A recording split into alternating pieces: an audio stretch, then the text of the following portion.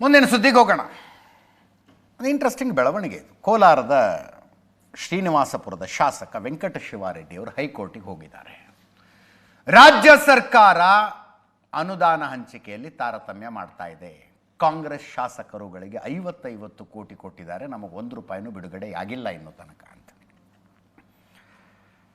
ಮೇಲ್ನೋಟಕ್ಕೆ ಅಂದರೆ ಹಿಂದಿನ ಸರ್ಕಾರಗಳ ಸಂದರ್ಭದಲ್ಲಿ ಏನೇನಾಗಿತ್ತು ಅನ್ನೋದರ ಡೇಟಾ ಇಲ್ಲ. ಮೇಲ್ನೋಟಕ್ಕೆ ತಾರತಮ್ಯ ಅನ್ನಿಸಬಹುದಾದಂಥ ಒಂದು ನಿರ್ಧಾರವನ್ನು ರಾಜ್ಯ ಸರ್ಕಾರ ತಗೊಂಡಿತ್ತು. ಕಾಂಗ್ರೆಸ್ ಶಾಸಕರುಗಳಿಗೆ 50 ಕೋಟಿ, BJP JDS ಶಾಸಕರುಗಳಿಗೆ 25 ಕೋಟಿ ಅಂತ ಕ್ಷೇತ್ರದ ಅಭಿವೃದ್ಧಿ ಅನುದಾನ. ಆ 25 ಕೋಟಿನೂ ನಮಗೆ ಬಿಡುಗಡೆ ಆಗಿಲ್ಲ ಅಂತ ವೆಂಕಟ ಶಿವಾರೆಡ್ಡಿ ಅವರು ಕೋರ್ಟಿಗೆ ಹೋಗಿರೋದು. JDS ಶಾಸಕರು ಅಭಿವೃದ್ಧಿಗಾಗಿ ಪದೇ ಮನವಿ ಮಾಡಿದ್ರು, ಹಣ ಬಿಡುಗಡೆ ಮಾಡಿಲ್ಲ. ಕಾಂಗ್ರೆಸ್ ಶಾಸಕರಿಗೆ 50 ಕೋಟಿ ಕೊಟ್ಟಿದ್ದಾರೆ. ಇದು ಸಂವಿಧಾನದ ವಿಧಿ 14ನೇ ವಿಧಿ ಸಮಾನತೆಯನ್ನು ಹೇಳುತ್ತೆ. ಅದರ ಉಲ್ಲಂಘನೆ ಇದು. ಅನುದಾನ ಇಲ್ಲದೆ ಕ್ಷೇತ್ರದ ಅಭಿವೃದ್ಧಿ ಮಾಡೋಕ್ಕಾಗ್ತಾ ಇಲ್ಲ. ವಿಧಾನಸಭೆಯಲ್ಲಿ ಪ್ರಸ್ತಾಪಿಸಿದ್ರು ದುಡ್ಡು ಬಿಡುಗಡೆ ಆಗ್ತಿಲ್ಲ ಅಂತ. ಕೇಳಿಸ್ಕೊಳ್ಳಿ ಒಮ್ಮೆ. ಕೂಡ ಏನು ಅನುದಾನ ನಮಗೆ ಬಿಡುಗಡೆ ಆಗಿಲ್ಲ. ಯಾವ ಅಭಿವೃದ್ಧಿ ಕಾರ್ಯಕ್ರಮಗಳು ಕೂಡ ಕ್ಷೇತ್ರದಲ್ಲಿ ಆಗ್ತಾ ಇಲ್ಲ. ಈ ಕಾಂಗ್ರೆಸ್ನವ್ರಿಗೆ 50 ಕೋಟಿ ಕೊಟ್ಟಿದ್ದಾರೆ. ನಮಗೆ 25 ಕೋಟಿ ಚೀಟಿ ಕೊಟ್ಟಿದ್ದಾರೆ ಮುಖ್ಯಮಂತ್ರಿಗಳು. ಇವಾಗ ಯಾಕೆ ಈಗ ತಾರತಮ್ಯ ಮಾಡ್ತಾ ಇರೋದು ಅಂತ ನನಗೆ ಸುಮಾರು 75 ಕೋಟಿ ಅನ್ಯಾಯ ಆಗಿದೆ. ಇದು ಟೋಟಲ್ ಆಗಿ ನಾನು ಎಲ್ಲ ಲೆಕ್ಕ ಕೊಟ್ಟಿದ್ದೇವೆ ಕೋರ್ಟ್ಗೆ. ಅವರು ಆರ್ಡರ್ಸ್ ಬೇಕಾದಷ್ಟು ಮಾಡ್ತಾರೆ, ಬಟ್ ಅವರು ಎಂಡರ್ಸ್ ಮಾಡೋದಿಲ್ಲ, ಅದನ್ನು ಅನುಮೋದನೆ ಮಾಡೋದಿಲ್ಲ. ಕೋರ್ಟಲ್ಲಿ ಒಂದು 10 ಡೇಸ್ ಆಯಿತು ಹೋಗಿ ಫೈಲ್ ಮಾಡಿದೆ.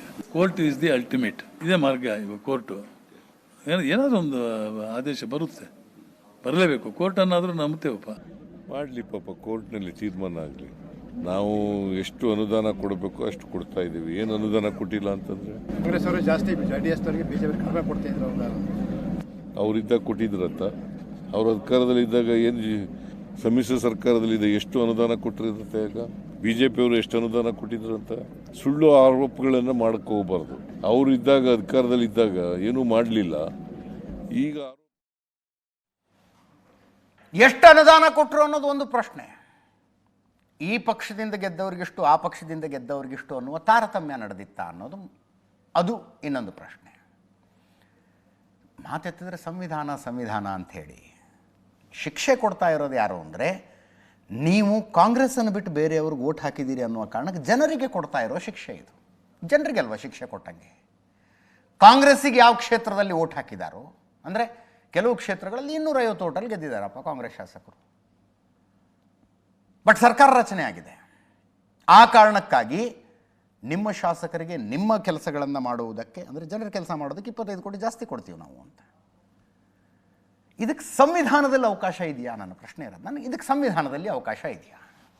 You have not voted our party, I will punish you ಅಂತ.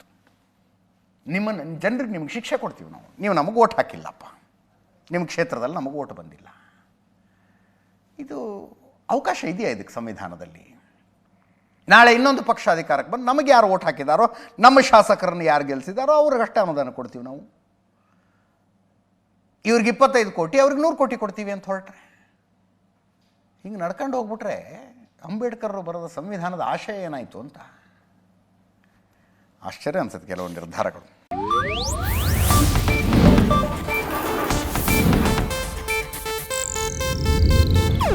ಇದು ಏಷ್ಯಾನೆಟ್ ನ್ಯೂಸ್ ನೆಟ್ವರ್ಕ್ ಪ್ರಸ್ತುತಿ.